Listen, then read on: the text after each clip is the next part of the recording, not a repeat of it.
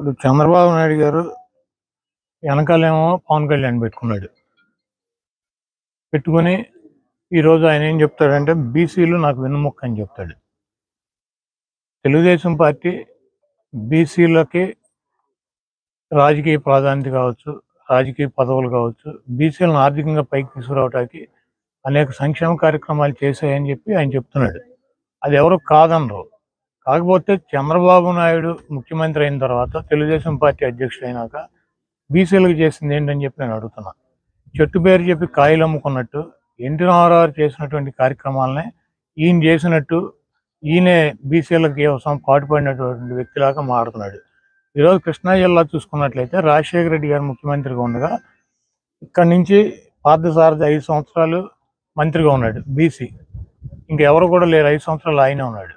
అదేవిధంగా జగన్మోహన్ రెడ్డి గారు ముఖ్యమంత్రి అయినాక ఇక్కడ ఈ మా జిల్లాలో కృష్ణా జిల్లాలో జోగి రమేష్ గారిని 2 సంవత్సరాల తర్వాత మమ్మల్ని అందరినీ తీసేసి జోగి రమేష్ గారికి బీసీ సామాజిక వర్గం నుంచి మంత్రి పదవి ఇచ్చి ఆయనే ఒక జిల్లాలో మంత్రిగా ఉన్నాడు, ఉమ్మడి కృష్ణా జిల్లాలో.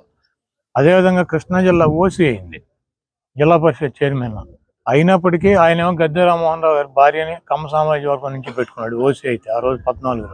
ఇక్కడ ఓసీ అయితే జగన్మోహన్ రెడ్డి గారు మరి హారిక గారిని, ఉప్పాల హారిక గారిని బీసీ సామాజిక వర్గం నుంచి జిల్లా పరిషత్ చైర్మన్గా పెడతాం జరిగింది.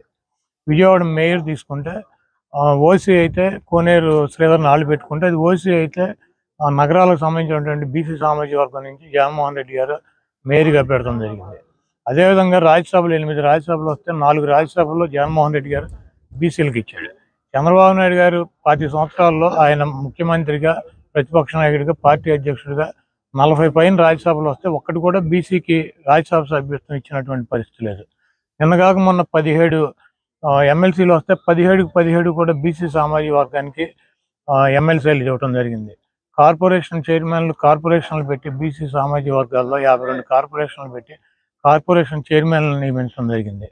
బీసీలకు ఆర్థికంగా వాళ్ళ పిల్లల చదువులకు కావచ్చు, వాళ్ళకి వైద్య ఖర్చులకు కావచ్చు, ఆరోగ్యశ్రీ ద్వారా కానీ, ఫీజు రియంబర్స్మెంట్ ద్వారా కానీ, లేకపోతే బీసీలలో ఉన్న పిల్లల్ని చదివించుకోవాలని చెప్పి ఇంగ్లీష్ మీడియంకి తీర్చిదిద్దడం కావచ్చు, గవర్నమెంట్ స్కూల్ని కార్పొరేట్ స్కూల్స్గా తీర్చిదిద్దడం, వాళ్ళకి భోజనాలు, అదేవిధంగా వాళ్ళకి స్కూల్ డ్రెస్సులు, అమ్మఒడి, పిల్లల్ని స్కూల్కి పంపించినందుకు అమ్మఒడి డబ్బులు ఇచ్చేటువంటి కార్యక్రమం, ఇవన్నీ కూడా సామాజికంగా వాళ్ళకి రాజకీయ పదవులు కల్పిస్తూ వాళ్ళ పిల్లల్ని ఒక తండ్రిలాగా ఆదరిస్తూ వాళ్ళ చదువులకి, వాళ్ళకి ఆరోగ్య సమస్యలు వచ్చినా వాళ్ళకి ఇళ్ళు నిర్మాణం చేసినటువంటి కార్యక్రమాలన్నా కూడా పెద్ద ఎత్తున బీసీల యొక్క సంక్షేమం కోసం, బీసీల యొక్క ఆర్థికంగా వాళ్ళ కాళ్ళ మీద వాళ్ళు నిలదొక్కోవడం కోసం, వాళ్ళ పిల్లలు, వాళ్ళ హాస్పిటల్ ఖర్చులు, అదేవిధంగా వాళ్ళకి రాజకీయ ప్రాధాన్యత ఇస్తూ ముందుకు నడుస్తున్నటువంటి వ్యక్తి జగన్మోహన్ రెడ్డి గారు.